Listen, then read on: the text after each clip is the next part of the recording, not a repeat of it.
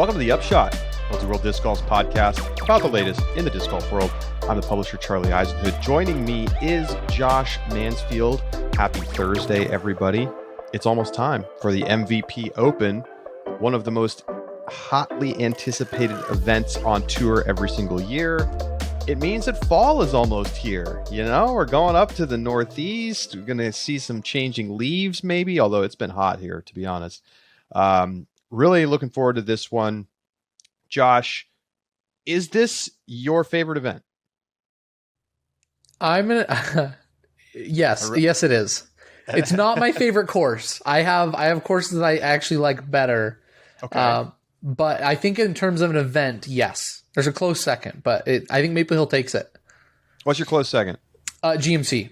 I love. Okay. So you like this part of the tour? I do love this part of the tour. Yeah, but like the Brewster Ridge and Fox Run Meadows combo courses are my favorite to watch in terms of the golf itself. But MVP is definitely my favorite event of the year, just because of I feel like there's a lot that comes to our sport thanks to MVP. All right. We're going to get to it in our preview segment. But first, we have a very interesting interview. We mentioned a couple weeks ago on the show, there's a new DiscGolfStream, a new subscription service for live disc golf over in Europe, and a new European Pro Tour. We're going to be talking to the CEO of the Pro Tour and who's kind of the guy behind putting together this DiscGolfStream. That's Juha Kytö, and he's going to be joining us next on the Upshot. So stay with us.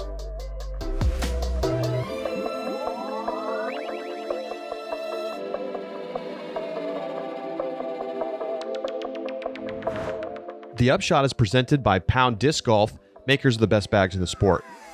It's time for the custom programs to reopen. So if you're looking to make yourself the bag of your dreams, custom Octothorpe, custom Carlton, well, get over to PoundDiscGolf.com. Get ready to go because you got to be right on time if you're going to get a pack through and ordered before they sell out. So go to PoundDiscGolf.com. You know, you can check it out. Try the custom program. Build a bag, see what you're thinking, pick all your colors, write it all down, and then you're ready to go. PoundDiscGolf.com.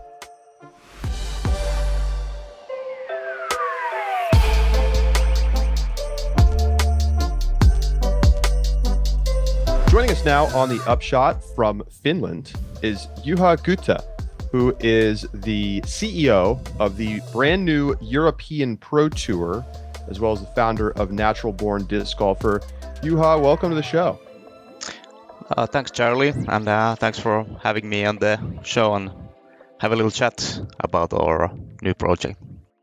Yeah, I mean, new project almost undersells it, I think. We talked a little bit about it on a couple weeks ago. You've announced that not only is there going to be a new European Pro Tour that, you know, of course, you're running, there's going to be a brand new streaming service called DiscGolfStream that does live coverage of events over in Europe, including the Pro Tour. And there's already been some streams. There was a stream, I was watching it right before we went on the air for the Stafford Open on the Disc Golf Network. They had it pulled up, and we were watching a little bit from the tournament a couple weeks back. And I know you're streaming again this weekend. This is I have to say, it feels like a kind of a seismic leap in terms of what's going on in Europe. So can you give us a little background on how we got to here? Because it kind of just felt like all of a sudden you make this huge announcement and now we have this like brand new tour and streaming service, and it just feels very ambitious. Yeah, the kind of how we came out was on a little bit like a surprise and fast, but the actual idea of our own professional tour, it goes about 5 years back, and let's say 2 years ago we actually started to think about it a little bit more, like maybe we should try to arrange stuff here in Europe because there is a huge lack of actual international professional tours. We have some good events here and there, but if you talk with professional players in Europe, they always want to go to US to play, and that's the only goal is to go to US, and in Europe there is basically European Open is the only event that everybody exactly, that's the place where I want to go. And we wanted to make the same here that is in US, like the players can practice their profession full time. And of course it's not happening next year, but we want to grow to be there. And then maybe a year and a half ago, one of our partners asked us like, hey, could you do a tour like this? Like they didn't know that we have already planned the idea even before. They asked like, are you able to do something like this? And do media and live streaming and stuff like everything that's involved in it. Not like, yeah, of course we can do it, and what we don't know, then we find out, and we will make it happen. And then things got forward, and now we are here. We announced the tour. We have a live streaming service already on. It's still now in Finnish, only in Finnish this year, but next year it's all in English, and well, it's going to be awesome. In long story short. In prepping for this tour, what coordination have you made with Jeff Spring or guys at the Pro Tour about plans and how you're going to roll this out, media coverage, advice? Have you coordinated with them at all? Not really. We if we take a look at the event site, Natural Born Disc Golfer and BDG, we've been hosting over 1,000 events here in Europe, mainly in Finland, of course. But for example, this year we will have 160 events, which over 100 are PDGA events. And with all the TDs we have on board, and then it's over 1,000 event overall, and it goes from like small weekly mini leagues to Dyni, which is the biggest event in Europe with 1,000 players, concurrent players at the same time. And regarding tour-wise, we have the guys from Prodigy Disc Pro Tour. That's like a Finnish national tour, and they've been running it for 3 years. So they are working with us on this tour, and basically we're doing the same thing that we did with the Finnish Pro Tour. We are doing it now like internationally. So there is already 3 years in practice with the same concept. So we believe it's going to work quite well. And I actually sent email to Jeff Spring year and a half ago that we got everything we could, everything you need to run a tour. Like we know how to run the events, and we have the knowledge to do live streaming and everything. But now we have a European Pro Tour and DiscGolfStream. Do you view this new tour and this streaming service as a competitor to the Pro Tour and their streaming service? Not really. That's one of the big topics we've discussed inside our organization. Like, are we really competing with like DGPT? That's basically no, because we are in different continents in total, and how do you say, the disc golf culture is kind of different here in Europe than it's in US, and even doing business culture, that especially it's totally different. So there needs to be a different approach for European companies than to US companies. So it's much easier for us to gain partners and booking the venues and everything. It's much easier for us. Even that inside Europe, of course, there's a different cultures in different countries. And what goes to the streaming service, yeah, maybe there will be events that maybe we will want to show world championships in our streaming service, or let's say European Open will be a good example of where it will be, because we can drive daily from here to the Nokia where the European Open is played, or should the Disc Golf Network guys fly here for 2 weeks to do everything, and I'm quite sure there will be cooperation with DiscGolfStream and Disc Golf Network. I'm quite sure of that it's even that there will be some competition with us, but it's not really. Here's something that I'm very curious about for some time.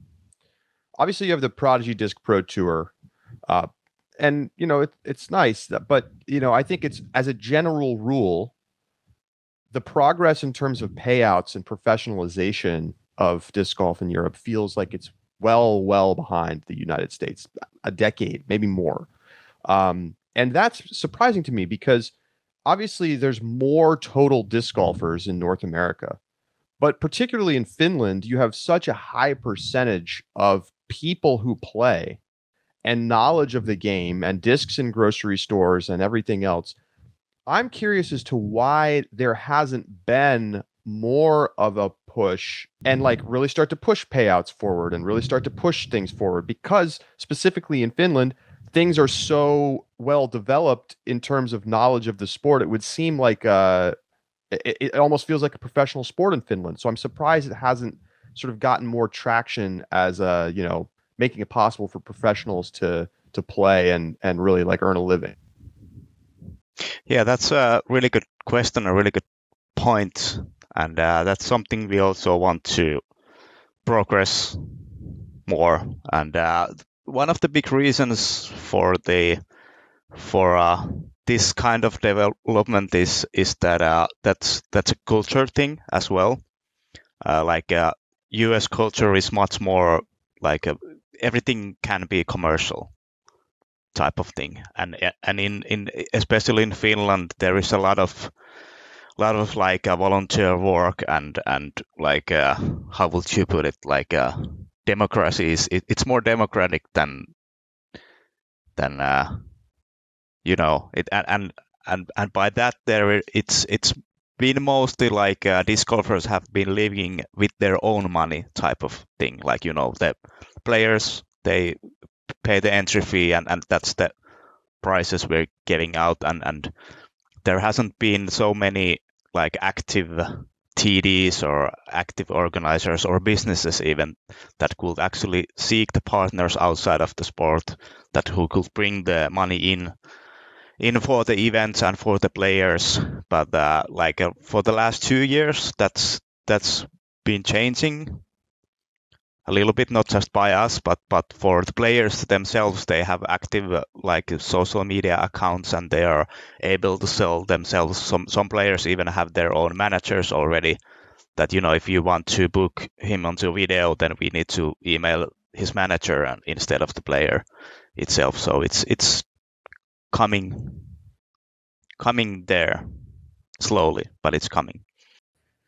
Do you have any estimates on things like added cash or purses that you're hoping to have on the European Pro Tour next year, or when it gets going? Well, at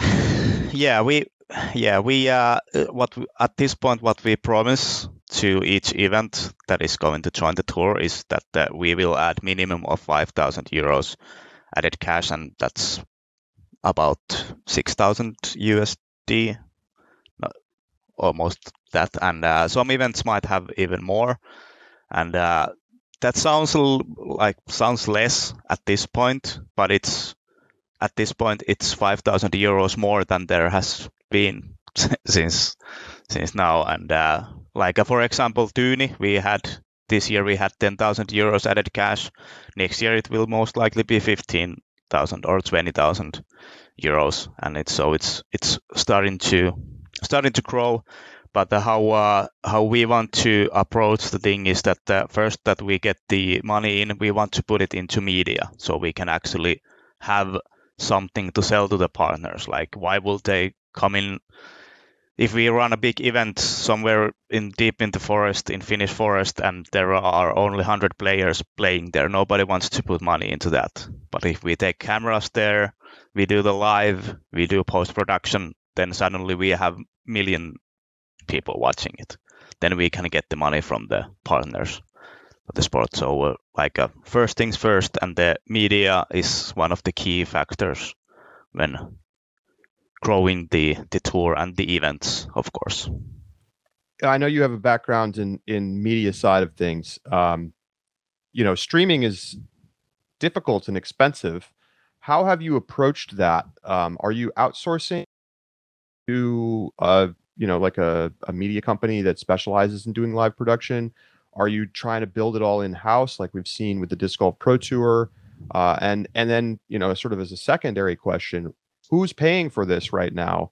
Obviously, I'm sure you hope that it will become quickly self-sustaining, but somebody has to pay for the cameras and the live streaming equipment and everything that goes into that. Yeah, that's a good question. Yeah, a little bit of background of the media side. Like myself, I've been into media since I was a little kid. When I was 8 years old, I went to the library and rented a video camera and filmed my own sketches and everything. I hope to find those videotapes sometime. I know I have them somewhere. And some point at disc golf, of course, I filmed once in a while something. But then around 2 years ago, when we started to plan things, and we noticed that there wasn't like a proper media team here in Europe that could actually do the media like as a sustainable business, that they would actually take risk and come to film the event and try to get the money from somewhere. Okay, I started to think, yeah, maybe we could do it. I knew a few people that were into filming, and we had done some live streams with cell phones and stuff like that. And then decided to, okay, if we go into it, we need to have a goal. And at the same time, we were talking about the tour, like the international tour, and the goal seemed to come from there. Like, okay, when the tour starts, we start doing proper live streams at that point, like multi-camera live stream, not one man with the cell phone, but a proper live stream. So we first started to do post-productions, get into the filming and how media works in events, and players get to know the media. That was something that players, they were like, oh, what the hell, there is cameras over here, and they didn't know like how to be in front of cameras and everything, because in the US you could actually see the difference with like Seppo Paju and Väinö Mäkelä, who already has been in front of camera many times, instead of a young player who hasn't been playing in front of camera. You could actually see how they were so nervous, and Seppo was asking like, hey, are you guys ready? Can I throw already? And stuff like that. And then when we actually started to plan the live production, I practiced a lot of different streaming techniques, like what would be the ultimate technique to do it, so we could actually take it outside of Finland, like anywhere, instead of just doing something in our backyard. And I read and watched tons of YouTube videos of different streaming software and what to use, and then I JVD and then Terry Miller even tipped me something once in a while but then at some point we decided, okay, we want to go kind of all in on this, like let's get the best we can. So then we asked the other media team in Finland called Disc Golf Finland. They're doing amazing post-production videos. We asked them like, hey, we have this sort of idea of an international tour. All the best players will come there. We want to do live, and would you guys join us so we could use your camera feed and you could do the post-production like you used to do? And they were like, yeah, this is a good idea. And then the one part I found it the most difficult, like a thing that will most likely go wrong if something would go wrong, is this like a signal transferring from cameras to the studio and mixing it up and then getting it somewhere to the internet. And for that we bought a third party company to do that one, and it's I will say number one live streaming provider in at least in Finland, but most likely in Europe. They're doing like a Finnish national hockey leagues and football and pretty much every sport there is to stream live. They are in some way involved in it, and we already did we have actually done 2 live streams. The first one was at Tuni, but it didn't air. It was just like a cold live where we practiced everything for the whole weekend. And then the Finnish Nationals 2 weeks ago was the first live stream, and it showed that everything we did was actually like spot on. The stream was really good. Everything worked perfectly. When there was, of course, there is always problems in live. Like right now, Charlie is frozen, frozen there. But it's there was we got a lot of subscribers on the Finnish Nationals. We got a lot of like per event transactions, and then the last round was for free on YouTube, and at the final moments there was over 9,000 people watching it live, and it was mainly in Finnish people, so it really showed that there is a demand for the service itself.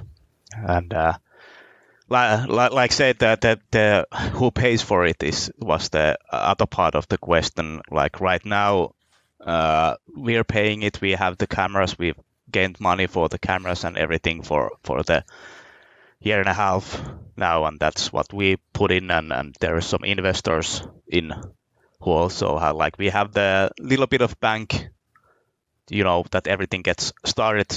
But like for the live stream, it's subscription based, or for now it's like these Finnish events. These are transactional based, but most likely it will be monthly or annual subscription next year. And so hopefully those people who want to watch their favorite pros and the favorite events, hopefully they will pay some for it, and of course our partners as well. I'm going to shift gears from the media just a little bit, and I want to talk about kind of the makeup of what the European Pro Tour is going to look like. So I lived in France for 2 years, and nobody had that I had talked to had ever played disc golf, knew what disc golf was. And so before I came back, I just assumed like, oh, Europe isn't that big into disc golf. Turns out I was wrong. I was just in the wrong part of Europe. But I noticed that your kind of season-ending event, I don't remember if it was like an all-star or a championship event, is going to be held in Spain. So what does expanding to other European countries outside of largely northern European countries look like as in terms of like a goal for the European Pro Tour, and what's the strategy to go about that? Yeah, we want to, of course, be where the players are. Most of the top professional European players are from Nordic countries. There are a few good, like European top 20, top 10 pros are located in Central Europe, Western Europe as well. But to make a sustainable tour, we need to be where the players are, so they have easy and hopefully as cheap access to the events as possible. So they will actually go to the events. There's no point of taking a big, huge circus somewhere where nobody shows up. So that's one of the like approaches we want to go. And of course, we want to have the tour like every country in Europe, but it won't happen in first year or first 5 years. But we want to grow to be European wide. So it's legit European Pro Tour and not just Nordic Pro Tour. And the season ending event in Spain, that's one of the places where disc golf exists. It's not a big thing in Spain, and most of the players playing in Spain are from Nordic countries. And the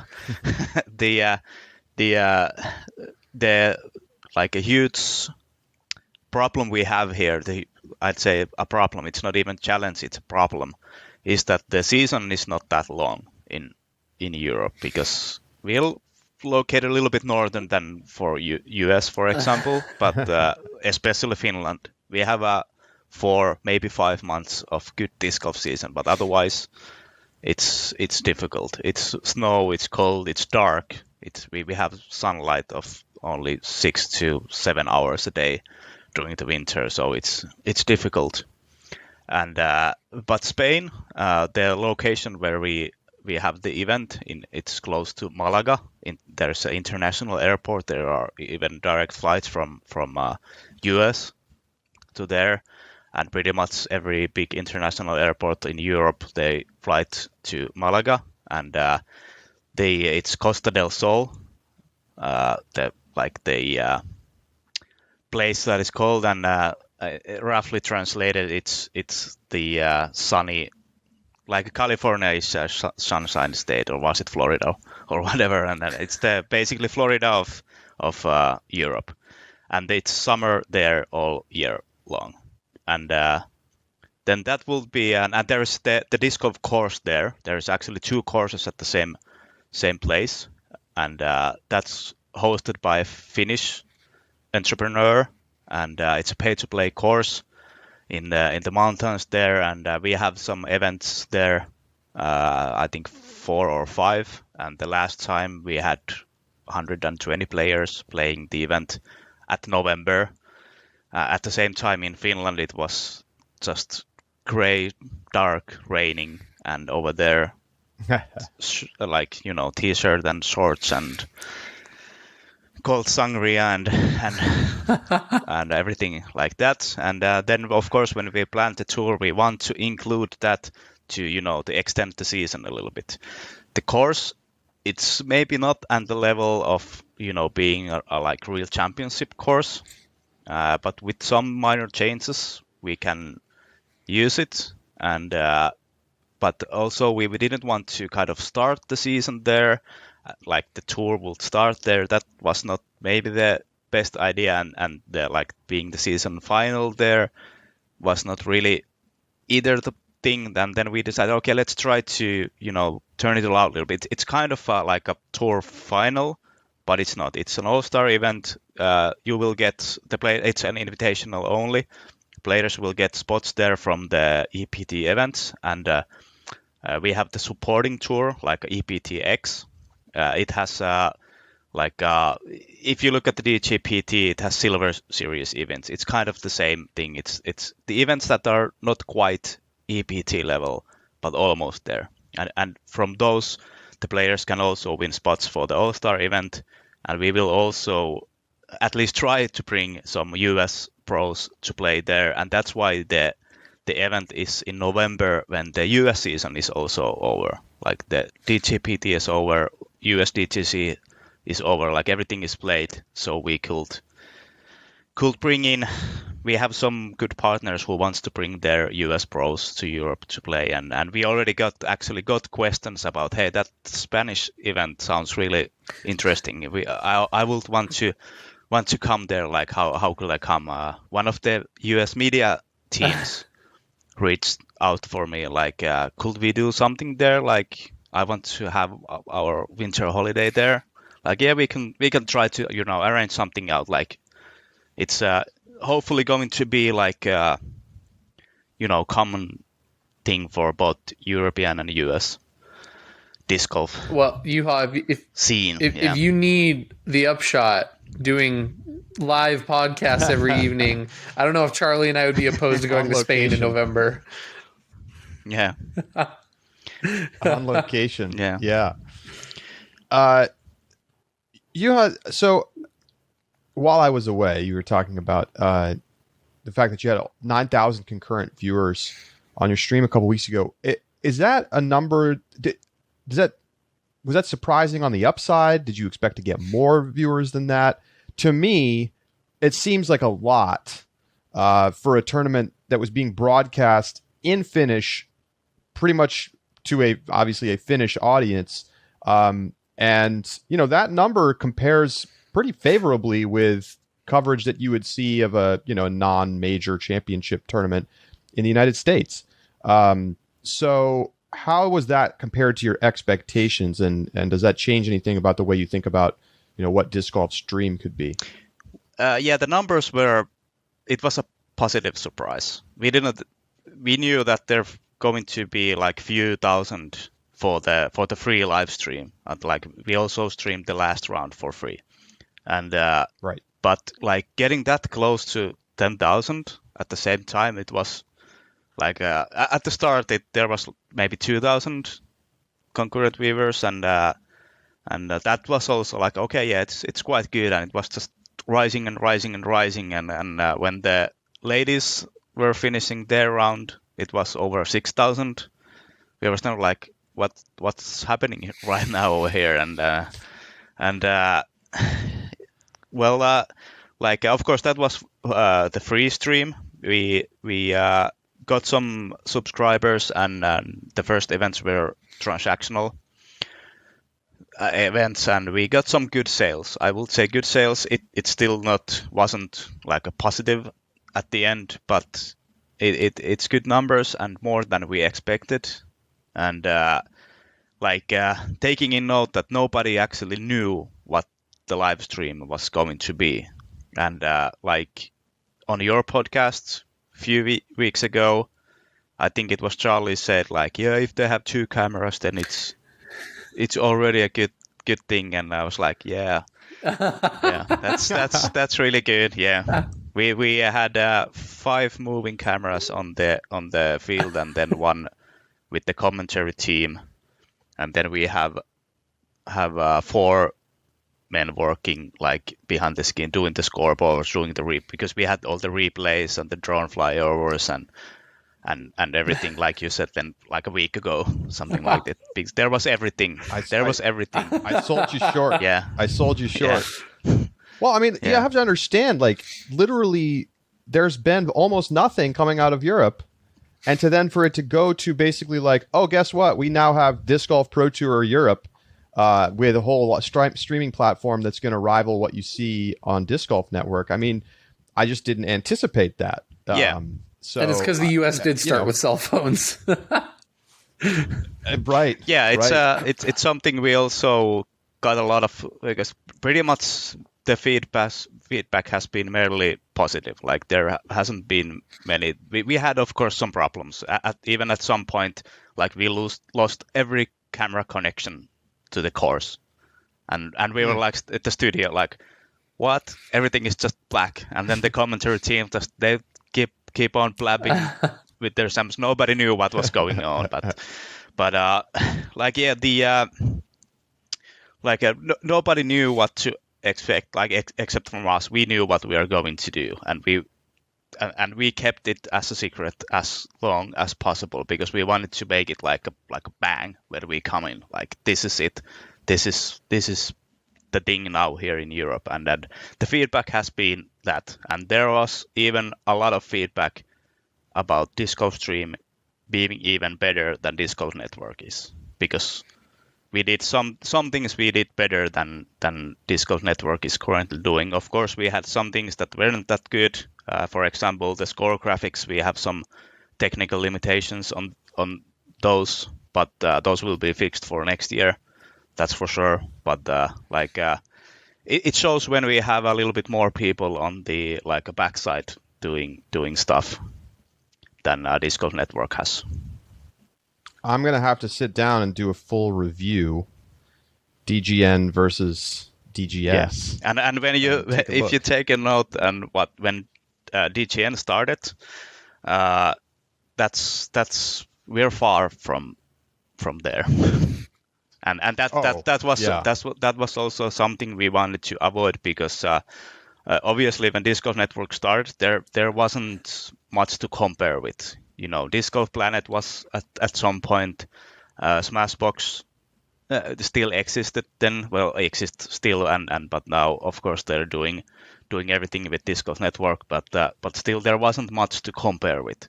And now we knew when we launched this type of service, the first thing people will compare it to is Disc Golf Network. So we need to be at least close to the same level to be like, people will want, of course, yeah, I want to buy this.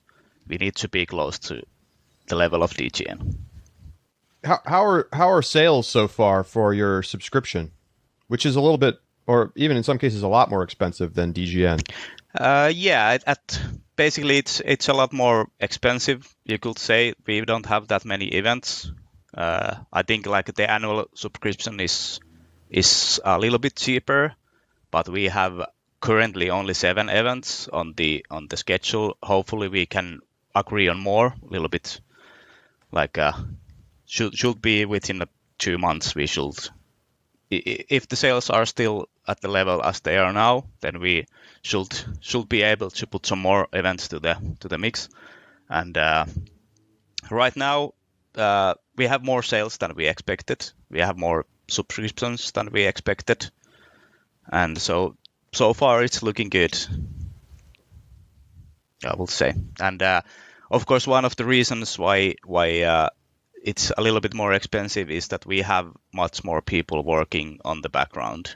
So the human hours are the most expensive thing to have there. Indeed. Yeah, and not sure about what are the wages in US, but Finland is pretty expensive country as well. So that's one of the reasons that really puts the price up. And it's also one thing that is a problem here. Like, let's say for the Finnish people, the prices are moderate. They are, you can maybe think, I could buy this. But if we go to Poland, for example, then they will think that this is outrageous. Like we cannot afford to buy this. What's the number on that subscription? How much? I think it's 99 USD. 99 USD. 99 US. Okay. That's right. For the year. Looked it up. Yeah. For the annual, Okay. yeah. But it's less in euros. Yeah, it's What is it? 69 or 79. Yeah. But it's considering the rates, you don't win or lose if you're going to change the currency. But it's about the same. Can you tell us how many subscribers you have right now? I think it was close to 300 since the first. Seems pretty good. Yeah, it's considering it's only one event, so it's quite good. And then of course the transactional purchases on top of that, and that's how we decided to go first, that we put these first events as transactional, because we're not sure like how many and when we are going to do more. So the first are transactional, and most likely next year we will move to subscription only, so it's monthly and annual. Maybe you've already answered this. I mean, you sort of have gotten at it. You talked about using the stream to attract partners who would want to be able to pay to have access to an audience that's hard to find in the deep of the Finnish forest. Do you view the business model here as media focused? As in, is the stream the thing that's going to make the tour run long term and find financial sustainability and be able to pay the pros and everything else? That's one of the key factors. Media, not only the live media, but post production as well. And post production obviously will be free. Like, you cannot put that behind a paywall. And there is a lot of people watching the post production videos, and that's where the partners can show up. And then they can be delivered for free for people. But the live streaming, it costs a lot to do. And people who want to watch live streams, they most likely want to even pay something for it. Right now, maybe the prices are a bit high, but it will drop when we got more events, when we got more subscribers. Then it doesn't seem that high at that point anymore. I mean, $99 a year is not that high. Yeah, it's and even it's higher than Disc Golf Network, but it's not. Yeah, that and high. then Disc Golf Network they are selling too cheap. Like I don't even consider when it's time to renew the subscription. It's like, of course I will. Even that I don't watch most of the events. I usually just watch the like something that happens to be in a good time for our time zone. Usually it's in the middle of the night, so it's not that. But almost every event I watch round or two of the women's division because that's earlier. That's usually like a good night time. Starts maybe 7 or 8 p.m. here, so it's quite good to watch that. But still, with the PDGA discount, it's what it was like 60 euros per year, so it's basically nothing. And with that money, I will pay that money only from the world's final round with same score. Wow. Everything that was worth the whole annual fee already. That's why I'm paying for the live disc golf. All right. Well, Juha, this has been fascinating. What are your goals for 2022? Because I know this is just kind of a year to try to get started, get your name out there. What are you hoping to do in your first full season? Obviously, COVID willing, that everything is running up and smooth next year. What are you hoping to make happen?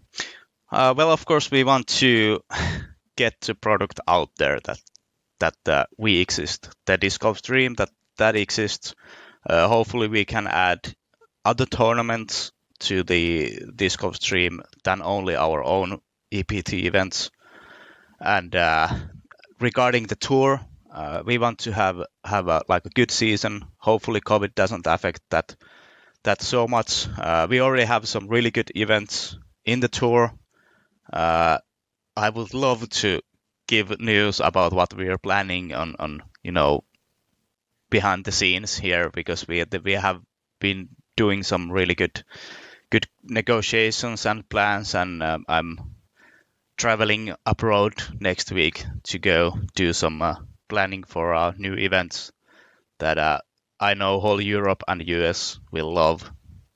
That I will say maybe come back is a good putting in words for that, but just to get started. We know that the pros, at least the Finnish pros we've talked with, they are really excited about this because they know, like, hey, now we will have a tour in Europe. We want to go there. We know there's media. We know there's at least some prize money. We know it's professionally run. We know that it will work.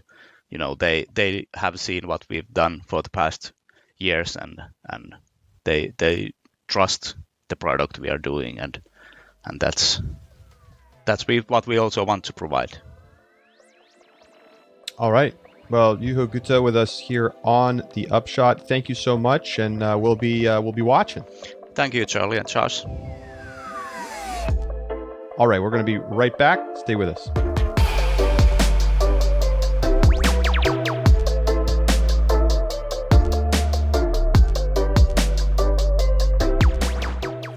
Welcome back to the Upshot. Well, thanks again to Juha for coming on and talking with us. Josh, I thought that was fascinating.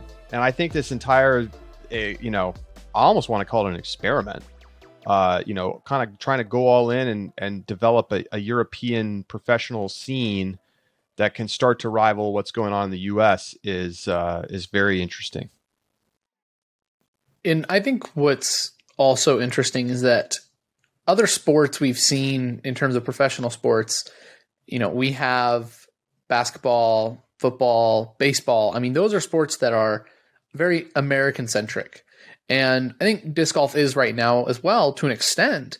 But we're talking about countries that, as we've talked about, in terms of the courses per capita ratio, the players per capita ratio, the access to markets, and the kind of publicity that it's already received in countries like Finland is significantly higher than the United States. And so I think it's an interesting experiment, like you said, to see how a sport that has even more dominance in countries like Finland or Estonia is going to then play out on a European tour, even though the American tour was the predominant one and is obviously the predominant one still going into the experiment. Well, we'll see how it all shakes out. I think we're going to talk more about this topic and the kind of the future of European disc golf in our subscriber bonus segment. So if you're not already signed up, now's the time. Get yourself a subscription at discgolf.ultiworld.com/subscribe. It's less than $4 a month, and you get a bonus segment every week along with lots of other benefits. So we will discuss this in much greater detail there. Let's turn our attention now to the MVP Open as we get ready for the next stop on the Disc Golf Pro Tour this weekend. It's up in Leicester, Massachusetts. It's going to be beautiful. It always is. Maple Hill, tucked into the woods at the Christmas tree farm. It's a magical place. I got my first chance to go up and check out the course. I have yet to play it, but I was there to film around last year with Andrew Fish and some Ultimate Frisbee players. It's up on the Ultiworld Disc Golf YouTube channel, so you can check it out and watch Andrew Fish just absolutely shred the course and annihilate the other guys on the card. So looking forward to this one as always. Josh, you said in the Open it's your favorite event of the year. Tell us why. So it's not my favorite course, or at least course combo for tournaments. As I said, Green Mountain Championship, I prefer the courses better and I enjoy the golf. I think there's something special about Maple Hill though, and the place that it holds in disc golf. We were talking a little bit about sports have their things that define culture, right? And that create culture in the sports that I think make you feel a part of it. I think of when the Browns were going 0-16 and all wore paper bags to the games. I think of when the Nationals won the World Series, which someone pointed out on Discord. I goofed on Tuesday, and I did. When the Nationals won the World Series then their theme was Baby Shark, and that's what's played at all the games and is on their championship ring. It's those kind of culture things. Thank God I'm not a fan of that team. Gee. Could you imagine hearing that at every game? What are you doing, Nationals fans? It's horrendous. Continue. Anyway, it's those kind of culture things that I think are really significant to professional sports, and I think Maple Hill has that. And I think of the 8 holes where they're all sitting on the gallery at hole 8, just the most rambunctious, loud people you've ever met, cheering for those shots as they come in, because there's always an ace on that hole every year. And I think it's just those kind of culture moments. It's in a tournament that has been closely connected thanks to its connection to Steve Dodge, to major manufacturer sponsorships, as well as considered an elite tournament always because of that. There's been amazing playoffs there. Chipmunk Gate happened with Michael Johansson. I mean, those are the things that I think really create personality and get people invested in the sport. And I mean, just by saying Chipmunk Gate, everyone who's heard of it is going to laugh and think to themselves, "Oh yeah, Chipmunk Gate! What a time!" And everyone who doesn't is going to go back and be like, "What the heck are you talking about, Josh?" And they're going to either ask us in the Discord or look it up. And that's the kind of thing that brings people to the sports, make them feel a part of a community, makes them feel a part of something bigger than just the golf. And I think MVP has always done an excellent job of doing. MVP Open has always done an excellent job, whether it was MVP Open or the Vibram Open, at creating that kind of community. Vibram rears its head again. Yeah, no, it's true. I think when I was up there last year, I was talking to Steve Dodge a little bit about some of the past history of the course. And I think he's come on the show and we've talked to him about, getting pros to come out from the West Coast and play in the early years of the tournament, and all of the development that Maple Hill has seen. And, we've talked about the pay to play aspect. They're still doing it. It's $99 to be a volunteer at this tournament, and they sold them out and had a waiting list. I think there's Steve Dodge is always such a forward-looking guy. Love him or hate him, he's got big vision for what the sport can be, and I think that kind of permeates this event. Even when little things are weird and they don't line the OB right, and then everyone's like, "What the hell is the OB rule here?" And they're people are milling around, and Steve's trying to make a call, and everybody's pissed off, and they're calling the other people up.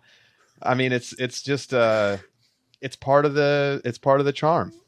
It's part of the charm. And the course is obviously spectacular. I mean, yes, I respect your call on preferring the 2-course combo up at GMC for sure. But I think as a single standalone course, it is hard to do better than Maple Hill. Agreed. I mean, I think it's pretty widely considered the best course in the United States, and for some maybe in the world. And, obviously people are going to have their preferences, but there's a lot of things about it to like. You step up to the first tee, it's up with instead of it being 17 or 18, that's like this crazy downhill, beautiful shot. It's the first tee. You step up, you're throwing through the Pro Tour thing, and it's this gigantic water carry. And, they have all of the tee pads. They've really developed the FPO course and, the diamond course over the last couple of years. And I just think, there's some special ones. I can't forget last year when Eagle, I'm not going to remember the whole number, but long shot, like out across open land, and then you go into the woods, and I think it finishes downhill into the woods, par 4. And Eagle's tee shot hits the damn trees at the opening to the green, down to the green. And it's just the most insane shot you can imagine. How did he throw it so far? Moments like that seem to pop up at this tournament. And I think it's hole 12. 12. Sounds right. Back Maybe. 9. I know that. It's early in the back 9. 12 or 11. The thing that really stands out to me about this event is that the top players always show up and always play well. Mm-hmm. Paige Pierce has won this tournament 4 out of the last 5 years. This is a tournament that you expect to see Macbeth and Wysocki and Eagle all battling up at the top. This is not a course that's going to give up fluky winners. It's too hard. It's too varied. There's too much, versatility required to kind of cheap into a win here. So let's get to it. I have an over-under for you first and foremost. On the MPO side, there are, I'm going to give you the specifics. There are 5 players registered who have a rating of 1040 or better. Ricky Wysocki, Eagle McMahon, Paul Macbeth, Calvin Heimberg, and Chris Dickerson. Over under 3.5 1040 plus rated players in the top 5 of the MVP Open and the MPO side. I'll take the under. At the end of the tournament. I'll take the under. You take the under? Yeah. I think, definitely going to take the under. Last year, 4 of the 5 were 1040 plus. Okay. Just as a note. So James Conrad is not 1040, right? He is currently not 1040. Okay. No. What was the list? Give me the list one more time. James Conrad's 1037. Ricky, Eagle, Paul, Calvin, and Chris Dickerson. Okay. So that top 5 group that we talked about a ton last year. Okay. All right. Sure. All right. Yeah, I'll take 3.5, and you take the under. I'll take the under. So 3 or less of them will be in the top 5. Okay. I should have done 2.5, but you should have. Charlie, okay. let me ask you something. Do your picks reflect the bet that you just took? Yes. Yes. No, I only have 3. Oh, okay. just checking. Which, it's more evidence that I probably should have picked 2.5. But do you want to change it? I'll let you move it. What would you do if I made it 2.5? The tricky part, I've got 3 in my top 5. That's so 3 is the line. Maybe we should make 3 the number. And we could end up with a push. All right. I'm happy with that. I will still take the under. Let's do 3 is the line as a push. I gave you the half point last week, so you'll give me the half point this week. Yeah. I'll take it. So 3 is a push. 3 is a push. Take the over. We both have 3 in our top 5 picks. So we'll see. Okay. There it is. All right. So let's get. Do we want to get to our picks, or do you want to talk a little bit more about the course? Maybe we should talk a little bit more about the course. Let's talk about the course. One thing I do want to make note of real quick, just for our fans who maybe or listeners don't maybe remember the fact that staff are paying the $99 in order to volunteer. It's a weird system. I went to the MVP website and they have staff packs that include Axiom Discs backpack bag, all 3 MVP Open fundraiser discs, one of which will be signed, an MVP Open soft t-shirt for each day that you work, Lots of MVP knickknacks, their words, not mine. Commemorative discs signed by the MVP Open champions. Welcome on site all weekend. Free parking and a reserved staff section for the pond jump. Another part of the culture that I didn't mention, the classic pond jump at the end. So they get a lot of stuff for their $99. Like, I mean, I think you could easily turn around and sell one or two of those discs or the bag for more than you paid. Boom. Yeah. I was talking to somebody who played Ledgestone like in MA4 and played Ledgestone, some big, the big entry fee or whatever, and just sold the bag, not the discs, nothing else, just the backpack bag that you got for playing Ledgestone. Sold it for $275. He's like, I paid for my whole weekend. Yeah. It's like, yeah. I know the James Conrad Envies, like the Wayfarer Envies or whatever, really cool stamp that were in the amateur packs for the amateur MVP Open. They sell for like $75 now since James won Worlds. So yeah, like you'll get your money back. Who those people out there who are like hardcore James Conrad fans who are like big collectors? I mean, they're millionaires now. They've made it, right? It's like buying Bitcoin 10 years ago. All right. So what do you like about this course? What are your favorite moments on this course? What makes this feel special? Sure. I think that when I think of this course, I love the variety that it requires. I mean, I think of I'm going to mess this up now. I think it's hole 2. Yeah. Hole 2.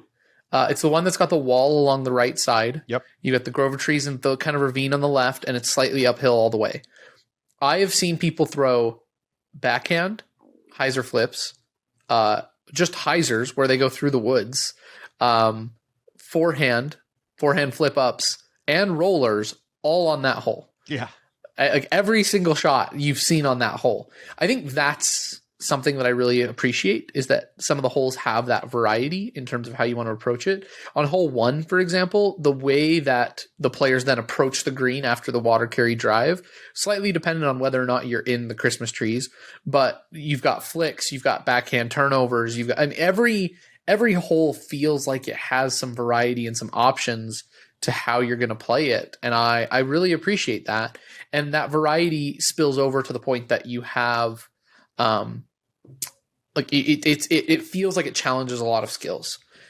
Notice that, like, I don't really hear talk. Maybe I'm wrong about this, but I never really heard a ton of talk that, like, oh, Eagle can't play at Maple Hill. Right? We always say Eagle can't play in the woods, but Maple Hill, it's in the woods. By the way, we've killed that. That's done. We've killed that. Yeah. I've been trying to kill that all year. So, but Maple Hill is in the woods, but also has some open holes. Has some absolute full power crush drive holes as well. Yeah. Hole 18, hole 1, holes 11 and 12. I mean, they have the technicality, but the distance, and it's just so varied. I think when you said you can't get a single course that has better in the United States, if not the world, than Maple Hill, I think it's because it by itself in 18 holes is able to do everything. And it's truly everything. True beauty. Lots of water carry holes with interesting different shot shapes, right? You have the forehand one. I mean, a lot of players also go turnover backhand, but there's the forehand one with water left. Then you obviously have hole 1 carrying, some try to carry over, some try to dump out left. You have the straight shot ace hole 8. Hole 8. Yep. That forehand, backhand, right. And then you also have the one where you pretty much everybody just throws like kind of like a flat to hyzer crashing backhand that you have to carry water most of the way, and the basket's nice and close to the edge. Hole 14. And then there's also holes that bring water into play, even if you're not really water carrying. But like if you miss the green, if you have a bad upshot, you can go and drink. So that makes it very cool. You rarely see that much water involvement with different style of shots, right? It's not just your typical throw it straight over the water to the green, right? Like that's what you see so often, or like, oh, over the water to an island green. There's like lots of different elements, and like water is danger, but it's not just like the only danger. There's like more to the hole than just the water. So I love that. You mentioned hole 2. What I think is really cool about hole 2 is that it plays like a tunnel shot that doesn't have a tunnel. Yeah. You know, it's like you have to throw it really straight, and it's a very gettable birdie, but it's hard because you have this pressure of if you miss a little right, you're going to hit a tree and you're going to be OB. And if you miss left, you're going to hit the guardian trees, and then you probably get up and down for 3, but you have absolutely no chance of getting a birdie if you push it left. So what are you going to do? Like, what's your choice? You want to be safe and play the backhand? Well, you might dump out early and then have no chance at the birdie. If you go forehand, which I think is maybe the more natural line, it depends on your style, I guess. You obviously have the chance to go into the OB. So lots of stuff like that. Lots of holes that have interesting greens, down on down slopes, often going from woods to open or open to woods.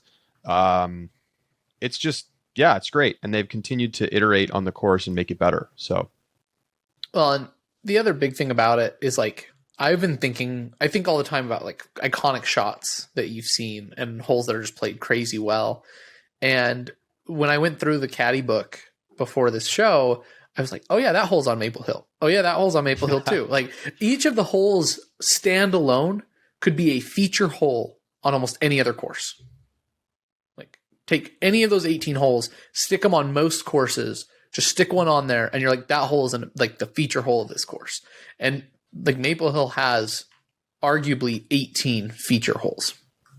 That's why it's great. That's why it's great. And then they fish all the discs out of the pond, and they have that giant colorful photo every year, which is very cool. So, time to get to our picks. Let's do it. I think I'm up first this week. I don't know. I can go first. I think I'll do FPO first. So, I'm going to start 5th, work my way. Actually, no, I'm going to start at the top because I think I would be silly. Just to note, Paige Pierce has won this 4 of the last 5. Pierce in 2020 and 2019. Hokum won it in 2018, and then Pierce in 2017 and 2016. And I think Hokum won by 1 stroke over Pierce. Paige plays well here. Yeah. So, and I'll double check that as I'm going through my picks, but I'm pretty sure, let's see. So 2018, FPO. No. Okay. Paige did not play well in 2018. She took 6th and was 15 strokes off the mark. A random poor performance. Yes. So anyway, I'm going to pick Paige to win it. I think that Paige plays really well here, and like you said, the cream rises to the top at this one, and I just expect her to do so again at this tournament. I have Katrina Allen in 2nd, though. I just have this feeling that this weekend is going to be a Paige Katrina shootout, and I really hope that I'm right. And so maybe it's just me wishing for it. But that's what I want. I want it to come down to hole 18 between Paige and Katrina. So that's what I've got in 2nd. 3rd place, Sarah. Oh, we gonna say something? No. Okay. 3rd place, I've got Sarah Hokum. Plays well here as well. The forehand plays really well at this course. She's played here well historically, and the sponsorship. She will probably be on the feature card for FPO in the beginning, and lets her kind of start up in that position, and maybe she can. I think she'll hold on to it and stay up there on the podium. Missy Gannon is my 4th. I think she's been playing well. And then Deanne Carey. She, every time I look, I'm just really impressed at her results. And so I really want to see her get this top 5 finish at a really major event at Maple Hill. And I'm really excited to see what that would do for her career too. Yeah, she's playing great. And she's in the Pro Tour Match Play Championships, which we just got the brackets for and are going to talk about momentarily. Here's my picks for FPO. I also have Paige Pierce at number 1. Enough said. I mean, Katrina, though, she was scorching at Delaware. And I mean, I know Paige wasn't there, but if Katrina keeps that up, I think she could absolutely win here at Maple Hill. In second, I have Heather Young, who I think has showed some moments. Obviously, has played well here in the past. This is the kind of course I think that sets up well for her, and was top 3 last year. I think she's going to have a really strong weekend. Sarah Hokum in third place for me. Katrina Allen in fourth place. And I have Missy Gannon in fifth place. Missy's been playing really good disc golf. Who do you got for MPO, Charlie? MPO, here we go. I'm going to start at the bottom and go to the top.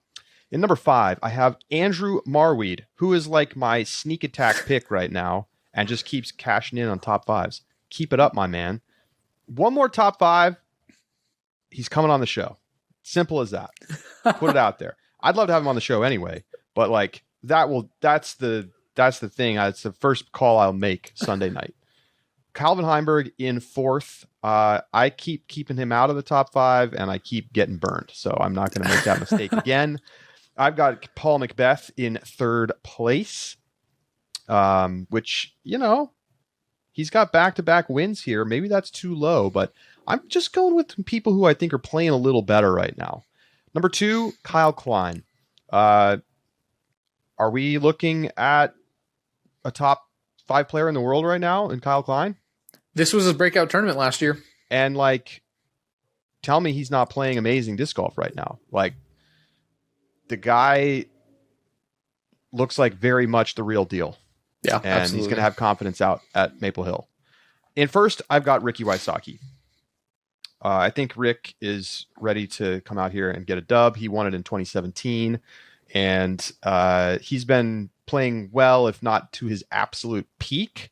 I think he's going to have some motivation after coming up short this past weekend at Delaware. And, I think Ricky's arguably number 1 in the world right now.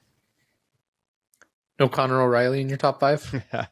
No, but I will be rooting for the man. Absolutely. All right, starting my 5. I've got Eagle McMahon. Eagle plays well in the woods, so it makes sense that he would do well in MVP Open, right? We all know he plays well in the woods. I was so much opposed. Now that everyone is on board with killing the Eagle can't play in the woods train, I feel like I got to step it up a level. Eagle's now my default woods pick. I'm excited. Eagle's been, he's been off for a few weeks. He's continuing to do his sort of lower key pick and choose events thing. And I'd love to see him go out. I mean, it feels like a course that he could just dominate and win by 8 strokes. Yeah. To be honest. And it's, you said Ricky's arguably number 1 in the world right now. I think we've talked about it though. Eagle's still up there for player of the year conversation. So what a great year of disc golf. I have Ricky at number 4. I agree. He's playing well. I just think there are some guys who have been waiting for their chance to get some podium finishes. Those guys, Kevin Jones in number 3. I've picked Kevin a lot this year when it didn't pan out. And I'm going for it again. I'm not done yet. Kevin's going to get one. Third He's going to get up there. Yeah, that's true. Yeah, he did. He played well at Idlewild. 4th at Worlds. Mm-hmm. 4th at Worlds. He's been in the mix. He has. And I think this is going to another podium finish. I've got James Conrad in second. He's won this tournament before, beat Paul Macbeth by a stroke in 2018. Obviously has Worlds under his belt, and this is his new sponsor. Expect him on the feature card for round 1, most likely. If I had to bet money, that would probably be a bet that I'd be willing to make. And last but not least, Paul Macbeth in first. I think he's going to make it a turkey. This is an event that, like Worlds, we expect Paul to show up at Worlds. We expect Paul to show up at MVP. Even if it hasn't been his best season, this feels like a tournament that Paul is going to be here to play. I would love to run a regression on player performance at tournaments that their sponsors. Does it improve? My baseline assumption, my hypothesis, is that it has absolutely no impact whatsoever on performance. If anything, I would expect maybe slight negative correlation. I don't know that there's much evidence that players like, that James Conrad's going to be like, oh yeah, I'm about to lock in because this is the MVP Open. Now, when he wins the thing, I'm going to completely change my tune. And I'm going to come out like Colin Cowherd and give you a whole new spiel next week. But until then, that's my baseline assumption. So if some enterprising listener out there has the fortitude to go through and like run regression on this, I would love to see it. So email us, upshot@ultiworld.com. That could be a very cool article. And really, I should just have somebody, I should commission somebody to do that. It's a great idea. Look, even though there may be no coincidence or no correlation between the two, it's sports. And so I have to have sports. Superstitions. It's plausible that it's true. People talk about it all the time. I mean, they ask questions about the players during the press conferences. This is a Innova event. Does that add any extra motivation? And Ricky says, yeah, like I want to protect home turf, and Paul says, yeah, I want to crap on Innova. Like, I don't know. Like it's part of the narrative for whether or not it's a real thing. So it's interesting. It is. Yeah. All right. So those are our picks. They're in the bag. Let's quickly take a look at what this is basically breaking news. Disc Golf Pro Tour Match Play Championship official brackets have been announced. So we've got them. 16 MPO, 8 FPO. We're going to look at these in much more detail closer to the event, probably next week. But we're going to just quickly run through the brackets and take a look and maybe pick our favorite matchup in round one. So in FPO, here you go. 1 seed Paige Pierce plays 8 seed Deanne Carey. On that same side of the bracket, Sarah Hokum plays Jessica Weiss. Missy Gannon plays Kona Panis. And Katrina Allen plays Haley King. Josh, what are you most looking forward to in those groupings? So before I say the one I'm most excited for, I just want to say the Deanne Carey Paige Pierce feels like Chicago Loyola in March Madness a couple of years ago, like the 16 seed that could really just make a Cinderella run against the powerhouse. Anyway, we'll come back to it more.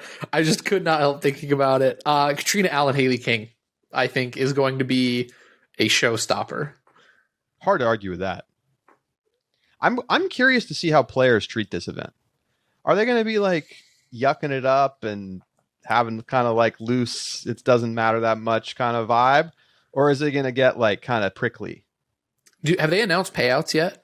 I have not prizes? Seen that. I haven't either. That. I think that will make a big difference in how players treat it. Over in MPO, obviously 16 players. I'm going to go a little quicker. Starting on the top half of the bracket, Eagle McMahon versus Colton Montgomery. Adam Hammis versus Ezra Aderhold. Kyle Klein versus Chris Dickerson. Ooh. Kevin Jones versus Double G Garrett Gerthy. Bottom half of the bracket, Calvin Heimberg versus Chris Clemens. Nico LaCastro versus Gavin Rathbun. Ricky Wysocki versus Emerson Keith. And James Conrad versus Joel Freeman. Emerson Keith and Colton Montgomery got in because, even though they were 17th and 18th in the rankings, because Paul Macbeth and Drew Gibson are not attending. So what do you think about those ones, Josh? What do you like there? I'm